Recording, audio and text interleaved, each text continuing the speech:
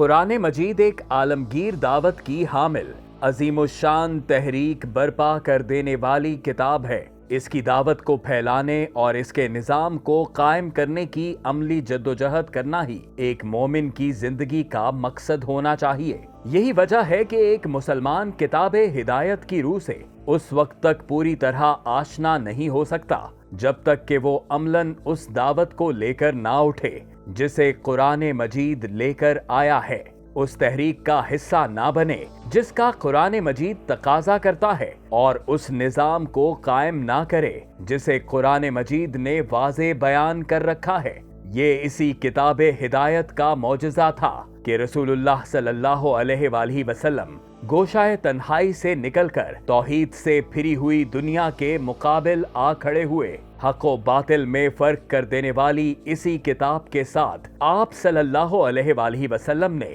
جہالت میں ڈوبے ہوئے عرب معاشرے کی اصلاح کی، اور حاکمیت الہی کے قیام تک یہ کتاب مسلمانوں کی عظیم الشان تحریک کی رہنمائی کرتی رہی۔ آج فتنوں کے اس دور میں عالم اسلام جن مسائل اور مصائب سے دوچار ہے، ان سے نکلنے، ترقی اور عزت کی راہ پر پیش قدمی کرنے کا واحد راستہ صرف وہی ہے جس کی طرف قرآن مجید ہماری رہنمائی کرتا ہے۔ یہی کتاب ہدایت ہے جو ہمیں استعمار کے فتنوں سے نکال کر ترقی کی جانب گامزن کر سکتی ہے، کیونکہ رسول اللہ صلی اللہ علیہ وآلہ وسلم کا ارشاد ہے،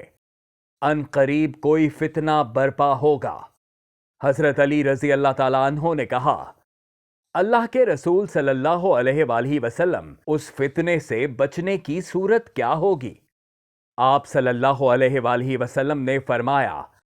اللہ کی کتاب، اس میں تم سے پہلے کے لوگوں اور قوموں کی خبریں ہیں اور بعد کے لوگوں کی بھی خبریں ہیں، اور تمہارے درمیان کے امور و معاملات کا حکم و فیصلہ بھی اس میں موجود ہے، اور وہ دو ٹوک فیصلہ کرنے والا ہے، ہنسی مذاق کی چیز نہیں ہے۔ جس نے اسے سرکشی سے چھوڑ دیا، اللہ اسے توڑ دے گا، اور جو اسے چھوڑ کر کہیں اور ہدایت تلاش کرے گا، اللہ اسے گمراہ کر دے گا۔